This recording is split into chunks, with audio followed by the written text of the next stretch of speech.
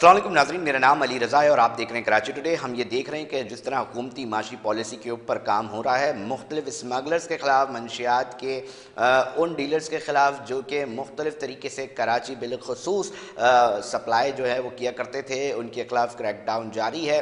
हम कस्टम की बात करें तो कस्टम्स हुक्काम भी जो है बड़ी ही फुर्ती से मुख्तलिफ मकामात पर कार्रवाइयाँ करते दिखाई दे रहे हैं। ऐसी एक कार्रवाई जिना एयरपोर्ट पर भी सामने आई है, रिपोर्ट हुई है। मंशियात से भरा पार्सल जो है वो एक बैरून मुल्क से कराची पहुंच रहा था। किस तरह ये कार्रवाई अमल में लाई, किस तरह ये मंशियात का नक्सस चला जाता है, इसके ऊपर भी आज बात करेंगे। इस वक्त मेरे साथ टेलीफोन लाइन पे मौजूद हैं एडिशनल कलेक्टर्स हैं फैसल खान साहब, जिन्हें एयरपोर्ट पे किस तरह उन्होंने ये कार्रवाई की, अमल की, और इसके ऊपर आज बात करते हैं। बहुत शुक्रिया फैसल साहब टाइम देने के लिए। थोड़ा सा बताएंगे इतनी बड़ी मालियत का ये जो आइस है, बड़ा ख़तरनाक नशा बताया जाता है, ये किस तरह आ रहा था, कहाँ से आ रहा था? थैंक यू वेरी मच कि आपने मुझे जो है ये मौका दिया। जी तो मैं जो है आप लोगों के तवज्जुह से इस बात को आगे पहुंचा सकूं। हमें जो है वो इंफॉर्मेशन थी कि इस तरह की कार्रवाइयां जिसमें नारकोटिक्स है और स्मगल गुड्स हैं, ये अटैम्प्ट्स होते हैं और ये होते रहेंगे। और रिसेंटली स्पेशली जबकि गवर्नमेंट की जो ड्राइव है एंटी स्मगलिंग, बिल्कुल। उस हवाले से हमें बहुत ज़्यादा जो है वो फोकस करने को कहा गया और हम कर भी रहे थे ऑलरेडी। तो we have different routes, specially क्योंकि मेरे पास जो है पोर्टफोलियो है जिना इंटरनेशनल का। जी तो जिना इंटरनेशनल पे जो हमारे पास ये फिनोमिनन था, इसमें ये होता है मोबाइल स्मगलिंग, उसके अलावा हाई वैल्यू गुड्स की स्मगलिंग, और ख़ास तौर पे जो पैसेंजर्स होते हैं ट्रैफिक में ये अटेम्प्ट होते थे। तो अल्हम्दुलिल्लाह जब हमने चार्ज को लिया तो क्योंकि माजी में भी मैं यहाँ पे सर्व कर चुका हूँ और इन्फोर्समेंट कराची जो है उसमें भी मैंने काम किया हुआ है और अल्हम्दुलिल्लाह काफ़ी क्रैक डाउन किए हैं स्मगलर्स के खिलाफ पहले भी। और इसी रिजॉल्व के साथ आगे बढ़ते हुए हमने इन चीज़ों को मैपिंग की। तो अल्हम्दुलिल्लाह इंटरनेशनल डिपार्चर्स और इंटरनेशनल अराइवल्स पे जो हमने कंट्रोल्स को टाइटन किया, तो जो अनस्क्रूपलस एलिमेंट्स हैं उनको अब कुछ स्पेस नहीं मिल रहा। एंड जब इनको स्पेस नहीं मिलता तो फिर they find out certain grey area. तो उस पर भी हमें ये था कि जो हमारे पास इंटरनेशनल मेल ऑफिस है जी उसमें कोरियर के थ्रू जो है लोग अटेम्प्ट करेंगे।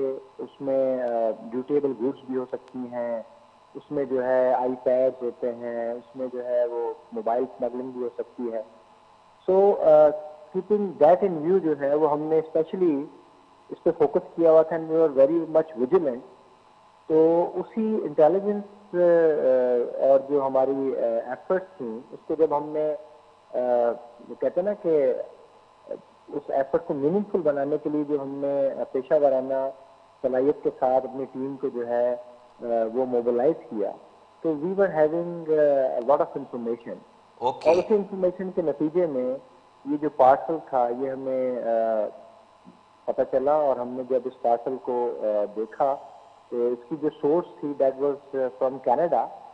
और फिर कनाडा से यहाँ पर आया और जिस शख्स के नाम पे था उसका जो एड्रेस था वो एक बहुत ही मॉडर्न और बहुत ही जिसे कहते हैं ना स्पेशल एरिया, जिसे हम कह सकते हैं कैंट का एरिया, जो कि आपको पता है कि हाई सिक्योरिटी एरिया होता है, उसका एड्रेस था। ओके और वो भी जो है एक फेक एड्रेस था। तो उससे ये पता चलता है कि ये लोग जो है वो क्या करते थे कि दैट वाज अ डिलीवरी में ये जो पॉइंट था that was a collection point. और जो भी फैसल इसके साहब, ये पीछे भी मैं होते जानना हैं, चाहूंगा ये बिलखुसूस कैंट का एड्रेस क्यों लिखवाया गया होगा? एक रफ, एक जनरल मैं एक सवाल है। This is what I want to explain. मैं आपको वही एक्सप्लेन कर रहा हूँ। हाँ वो इसलिए कराया जाता है कि देखिए वो एरियाज हैं कि जहाँ पे एक तो अमूमन लोगों को शक नहीं होता, हाई सिक्योरिटी एरियाज हैं, ठीक है, और हर बंदे का एक्सेस भी वहाँ पॉसिबल नहीं। इवन के जो एजेंसीज हैं उनमें भी अगर कोई आपने कार्रवाई करनी है तो देयर आर सर्टेन प्रोटोकॉल्स जिसको आपको फॉलो करते हुए जाना है। सो जो इस किस्म के अनस्क्रूपलस एलिमेंट्स है ना, उनका प्लान होता है कि ऐसी जगह पे इसको कलेक्ट किया जाए जहाँ पे कम से कम लोगों का शक जाए और वहां से वो आए और एक खास पॉइंट पर कलेक्ट करके चले जाएं और सर उसके बहुत बाद बड़ी खबर दी है अनट्रेसेबल हो आपने जाए। सर, ये बहुत बड़ी स्टोरी है। मेरे ख्याल से प्रोग्राम कराची टुडे में डिस्कस हो रहा है कि मलिर कैंट जैसे इलाकों का एड्रेस लिखवाया गया। साथ में ये भी जानना चाहूँगा सर, इसकी मिकदार कितनी थी, ये जो आइस थी जो आपने अब जब्त कर ये ली जो है, और इसकी इसकी मालियत भी मकदार थी बताइएगा। एक्चुअली, इसकी जो मकदार थी वो जो ग्रॉस मकदार थी, यानी कि पार्सल समेत, that was around 480 gram. Okay. But जो इसके अंदर नेट यानी कि जो नार्कोटिक्स थी, जिसे एमडीए कहा जाता है, मिथ एम्फेटामाइन होती कहलाती है, ये साइकोट्रोपिक ड्रग है। तो ये इसकी जो नेट वेट था दैट वाज 255 ग्राम। तो इसका ओके। 1 ग्राम भी जो है वो कोई 70 और 80 हजार रुपए के हिसाब से जो है ना ये यहाँ पे बेचा जाता है। अच्छा सर, फैसल साहब मैं ये भी जानना चाहूँगा, क्योंकि देखें ना बहुत सारे इस तरह के जो कि ट्रांसपोर्टेशन इस्तेमाल होती है और उसके अंदर भी स्मगलिंग और मंशियात की तरसील का आता है, तो इसके ऊपर कोई काम हो रहा है? इसके ऊपर भी थोड़ा सा ये हम जानना चाहेंगे, अपने नाज़रीन तक पहुँचाना चाहेंगे, क्योंकि एक बहुत बड़ा टास्क है अलबत्ता। और जिस तरह हुकूमती पॉलिसी चल रही है माशी सूरत हाल को बेहतर बनाने के लिए, मुख्तलिफ जो ऐसे पॉइंट्स हैं जिन पे इस वक्त कदगन लगाना लाजिम हो गया है, तो उस हवाले से भी जानना चाहेंगे कि इन केस अगर ये बाहर आ जाए तो फिर बाहर किस तरह कस्टम अपना किरदार अदा कर सकती है और करती है? देखें जी, हमारे पास जो कस्टम की परमिशन है उसका एक कलेक्ट्रेट है जिसे कहते हैं collectorate of custom Jinnah international. बिल्कुल। तो जिना इंटरनेशनल की हदूद में जो भी कार्रवाई होगी उसको हम देखेंगे, और जैसे ही जिना एयरपोर्ट से कोई चीज बाहर आती है तो we also have our anti smuggling squad. Okay. ठीक है, तो जो हमारा जुरिस्डिक्शन है वो उसमें ऑपरेट करते हैं, और जैसे ही कोई ऐसी इंफॉर्मेशन आती है जो हमारे जुरिस्डिक्शन से बियॉन्ड है तो हमारी अदर जो फॉर्मेशन है जिनकी वहाँ पे जुरिस्डिक्शन है हम उनके साथ लाइजॉन कर लेते हैं। उसके अलावा जो सिस्टर एजेंसीज हैं उसमें हमारी इंटेलिजेंस एजेंसीज का बड़ा रोल है। They are also helping us out, specially ये एक नेशनल कॉज है, तो हम इस नेशनल कॉज में वी आर ऑल यूनाइटेड और अल्हम्दुलिल्लाह एक अच्छा लाइजॉन है हमारा। तो हम मिलके इस चीज को कोऑर्डिनेटेड एफर्ट करके। फैसल साहब बहुत अच्छी बात की कि नेशनल कॉज के ऊपर कस्टम्स हुकाम जो है वो काम कर रहे हैं। हम ये भी जानना चाहेंगे और नाजरीन भी यकीनी तौर पे जानना चाहेंगे कि अब ये माल या इस तरह का कोई भी गैर कानूनी ममनुआ जो है वो सामान अशिया जब्त कर ली गई है, तो अब जहाँ से आई है उसके ऊपर भी इन्वेस्टिगेशन होगी कि जी पता लगाया जाए कि कौन था कनाडा के अंदर जिसने ये भेजी है?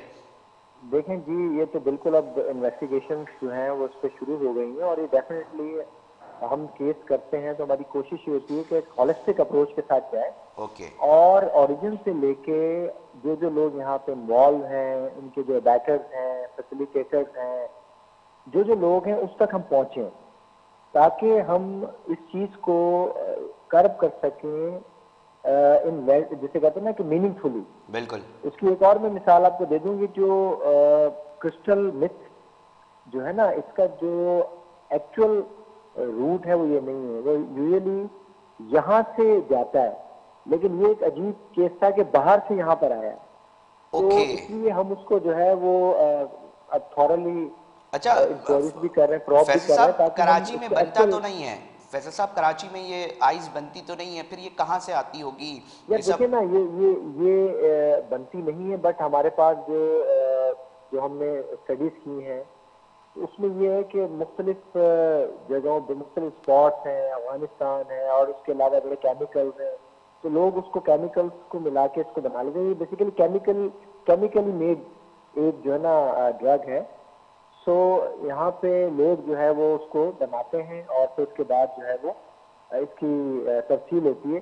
तो ये बेसिकली उलट हुआ है, यानी कि हाँ। ये यहाँ से जाने का खतरा ज्यादा होता है, आने का जो है वो इम्कान नहीं होता। इसलिए जब हमने इसको पकड़ा है तो वी वर क्वाइट कंफ्यूज, तो कह रही क्या चीज है, मे बी ये कोई और चीज हो, ये ड्रग ना हो। फिर हमें जब लैब टेस्ट कराया और हमने अपनी किट्स से जो हमारे पास थी उससे चेक किया, then we were able to detect कि यार ये एक जो है ना एक ड्रग है, साइकोट्रोपिक ड्रग है।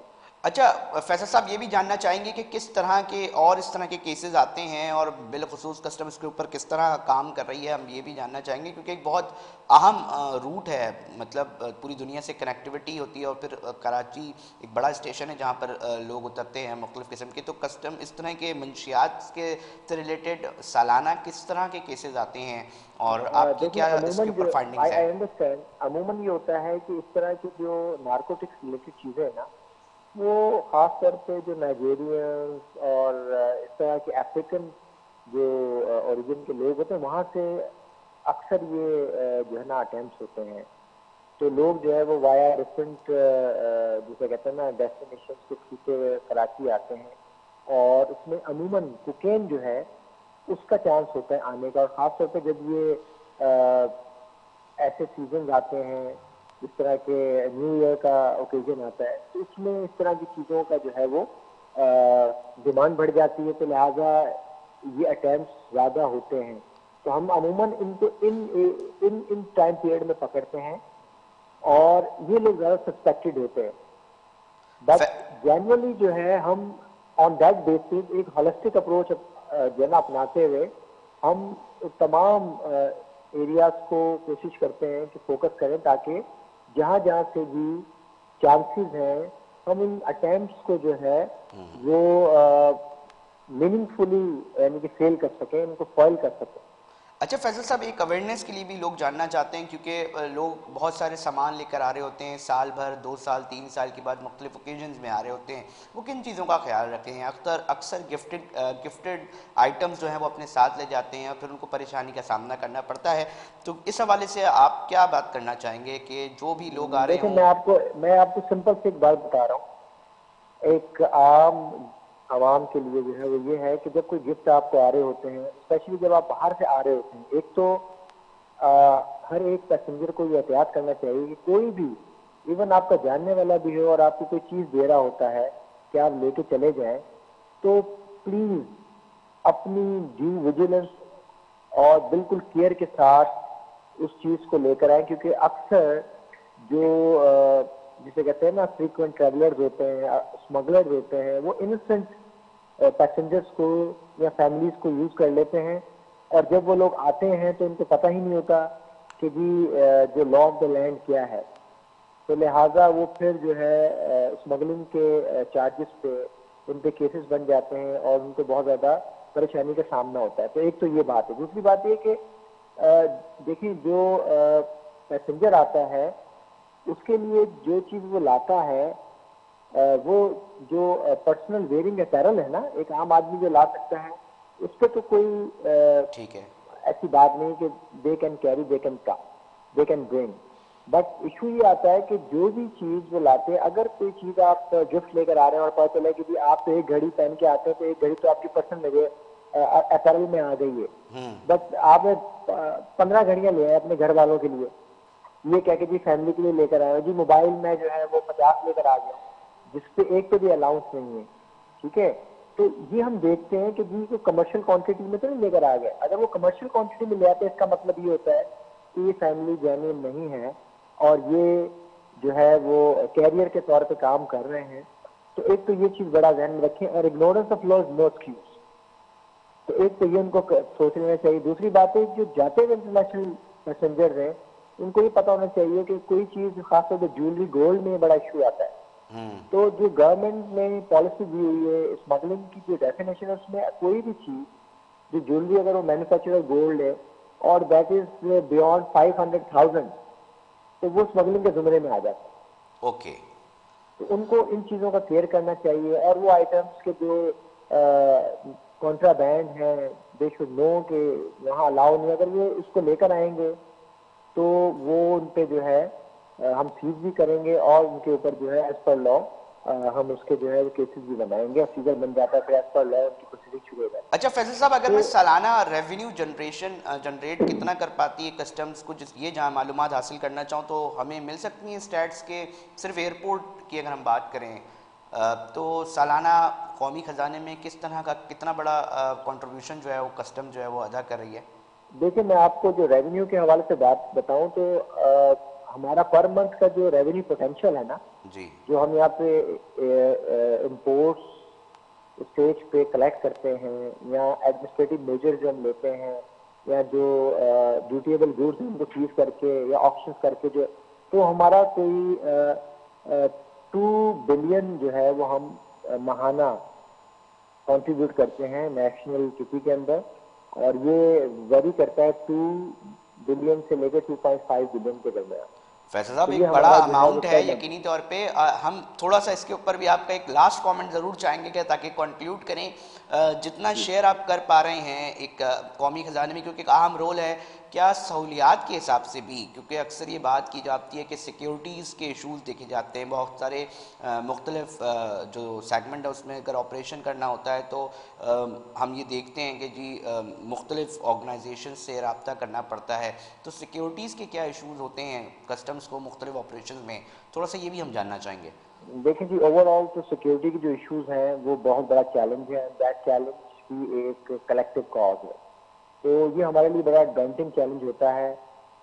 दो के हमारे जितने भी दूसरी सिस्टर एजेंसीज हैं, तो जिसे हम लॉ इन्फोर्समेंट एजेंसीज कहते हैं, we are very good relation और हम एक दूसरे को बहुत कॉपरेट करते हैं। बट उसके बावजूद भी आपको पता है कि जो स्मगलर्स होते हैं, जो क्रिमिनल्स होते हैं, they always think far ahead of us. और फिर जिस तरह के ओवरऑल हमारे मुल्क में सिक्योरिटी के मसाइल हैं, तो again it's a big challenge, but we are very much prepared कि हम इन चैलेंजेस को क्योंकि ये कोई इंडिविजुअल मसाइल नहीं किसी एक ऑर्गेनाइजेशन के, ये हर ऑर्गेनाइजेशन के साथ मसला क्योंकि है। कस्टम्स हुकाम जो निशाना लेकिन बनाया कस्टम गया उनके मुकाम साथ के तो लिए वज़ीर आज़म ज्यादा साहब भी है, बैठे थे, कस्टम शहबाज मुकाम शरीफ के साहब लिए भी बहुत बैठे ज्यादा हैं। चैलेंजेस हैं। जी जी। तो तो इसलिए शहबाज हम शरीफ जो साहब है ने भी वो, बड़ा इस बात को ओन किया था कि जी हमले होते हैं कस्टम्स के हवाले से और बड़ा काम करी है, तो जी प्रेस रिसेंटली कॉन्फ्रेंस। देखिए हमारे काफी जो है वो ऑफिशियल्स और हमारे ऑफिसर जो है उन्होंने उनको वो शहीद किए गए हैं, खासतौर पर बलूचिस्तान के अंदर, बिल्कुल। और ऑल ओवर पाकिस्तान में हमें ये मसाइल आ रहे हैं। बट क्योंकि मैंने क्या कहा कि नेशनल कॉज है और डायरेक्टिव्स हैं प्राइम मिनिस्टर के और चीफ ऑफ आर्मी स्टाफ जो है, तो इतने हाई लेवल पे जब ये रिजॉल्व है, तो अल्हम्दुलिल्लाह हम भी जो है वो ट्राइंग अ लेवल बेस्ट कि we should come up to the expectation, और हम इस चीज को कर जबरदस्त। सकें कंप्लीटली। बहुत और शुक्रिया हम फैसल एक साहब, बहुत शुक्रिया सिग्निफिकेंट, फैसल साहब अपना मौक़िफ़ पेश करने के लिए, और बिलखुसूस जिस तरह कस्टम्स काम कर रही है, एक अच्छा किरदार अदा कर रही है, क्योंकि इस वक्त नाजरीन ज़रूरत है कि ऐसे रेवेन्यू जनरेट करने वाले इदारे अपने आप को फुल एक्सेलरेट करें और पाकिस्तान की जो माशी सूरत हाल है उसमें बेहतरी में अपना बहुत अहम किरदार अदा करते हैं, कर रहे हैं और कर सकते हैं। इसी के ऊपर हमारी कोशिश है कि माशी सूरत हाल पर कहाँ कहाँ काम हो रहा है, कहाँ कहाँ लैकिंग है, उसके ऊपर भी बात करते हैं, ताजरों को बुलाते हैं, इसी प्रोग्राम के अंदर, इसी शहर के अंदर की स्टोरीज आप तक पहुंचाते हैं। नाजरीन, वक्त हुआ एक ब्रेक का, ब्रेक पे जा रहे हैं, फिर हाजिर होते हैं, एक अहम स्टोरी है वो आपसे डिस्कस करेंगे।